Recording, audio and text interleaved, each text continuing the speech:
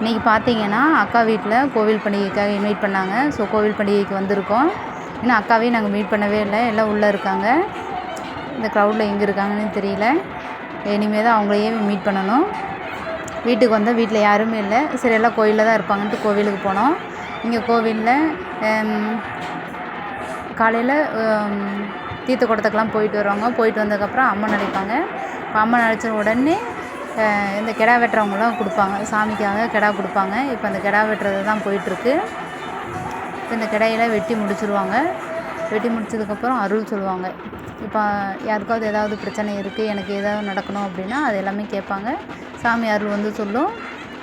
இந்த தீப்பந்தமெல்லாம் வச்சுருக்காங்களோ அவருக்கு தான் சாமி வந்திருக்கு, அவர் தான் அது எல்லாமே சொல்லுவார். அவங்க தான் ஆட்டை வந்து ஆடு வெட்டும்போது அந்த பச்சை ரத்தத்தையே குடிப்பாங்க. மோஸ்ட்டாக இந்த மாதிரி எல்லாமே எல்லா கோவிலையும் தான் நடக்கும். இவங்களும் அந்த மாதிரி தான் பண்ணிகிட்ருக்காங்க.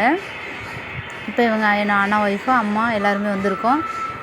சரி ஒரு ஜூஸ் குடிச்சிட்டு இப்போ அண்ணா தம்பி எல்லாம் அவங்களாம் கேரம் விளையாடிட்டுருக்காங்க. சரி ஜூஸ் ஒன்று குடிச்சிக்கிட்டு அதுக்கப்புறம் சமையலை ஸ்டார்ட் பண்ணுவோம் அப்படின்ட்டு ஃபஸ்ட்டு ஜூஸ் குடிச்சிருவோன்ட்டு எல்லாமே ஜூஸெலாம் ரெடி பண்ணிட்டாங்க.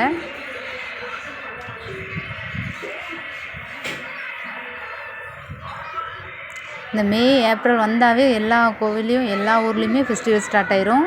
உங்கள் ஊர்லேயும் ஸ்டார்ட் ஆகிருக்கான்னு கமெண்ட் பண்ணுங்கள். நீங்களும் இந்த மாதிரிலாம் கேரம்லாம் விளையாடிட்டு ஜாலியாக என்ஜாய் பண்ணிட்டு தான் இருப்பீங்க. ஸோ சமையல் வேலைக்கு ரெடி ஆகிட்டோம். ஸோ சமைக்க போகிறோம். ஓகே ஃப்ரெண்ட்ஸ், பாய். சமையலாம் முடிச்சுட்டு உங்களுக்கு நெக்ஸ்ட் வீடியோ அப்லோட் பண்ணுறோம்.